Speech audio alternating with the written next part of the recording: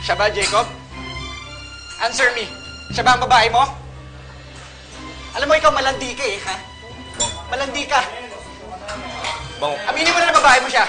Bong, wag dito. Tayo sa labas. Nakakaya eh. Ano, wag dito. Dito na tayo. Ano nakakaya? Hindi ako nahihiya. Nakakaya. Tayo sa labas. Jacob, aminin mo na babae mo yan. O ikaw malandi. Wag mo akong hawakan, ha? Dear Uge, napasubo yata ako. Sige, sugod pa more! Sandalo, aminin mo lang na babae mo. Uy, Bessie, ano nangyari, Bessie? Ako nga din alam eh. Nabigla yata ako. Parang makipagsundo ka na ako. Wala, Bessie. Hindi mo naman kailangan gawin to. Tsaka, marunong ko ba manuntok? Hindi, di ba? Hindi ko. Pero, sasabunutan ko na lang. Ano, Jacob? Aminin mo na. Babae mo siya, di ba?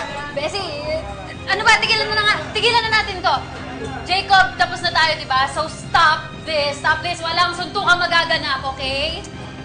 Alam niyo, wala naman talagang suntukan magaganap eh. Gusto ko lang mag-explain. Explain? Huwag ka na magpalusot, Jacob. Magpakalalaki ka nga.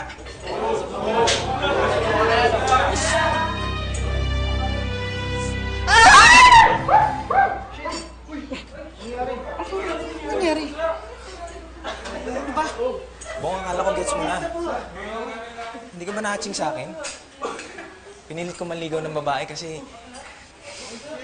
Pero hindi ko talaga kaya eh.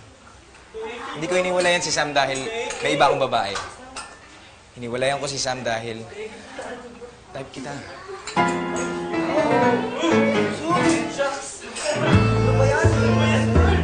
Sam?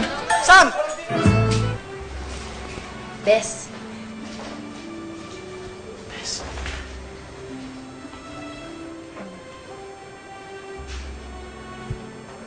Hindi ka nagalit sa akin? Eh, siyempre, galit ako sa'yo nung una. Tsaka naisip ko naman na wala kang kasalanan doon. Hello, makikipagsuntukan ka para sa akin.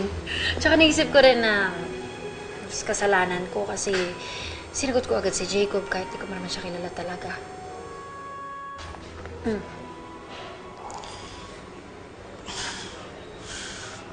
Ouch. Binalik mo sa akin yung scrapbook ko. I understand. Becky ako kaya hindi kaya rin na maging jowa mo.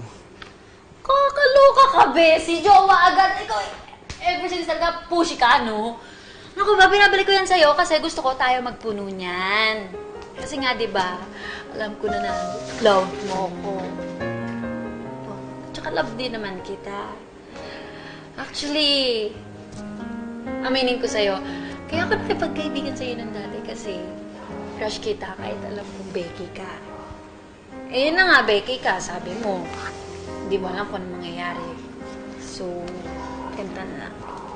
Ang matalino mong Bessie may naisip.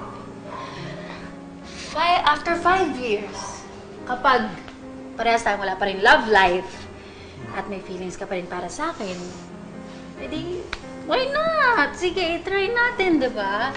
Malay mo mag-work. Ibang Becky nga dyan, di ba na? Nagpapakasal pa sa mga babae and faithful pa rin sila, diba? Correct. Promise mo yan, ha? Oh, promise. Promise. Arte? Arte mo!